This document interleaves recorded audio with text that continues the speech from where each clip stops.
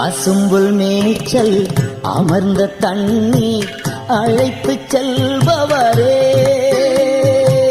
பசும்புல் மேய்ச்சல் அமர்ந்த தண்ணீர் அழைத்து செல்பவரே.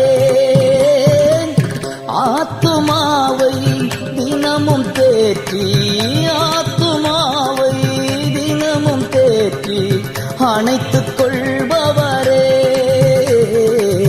அணைத்துக் கொள்பவரே.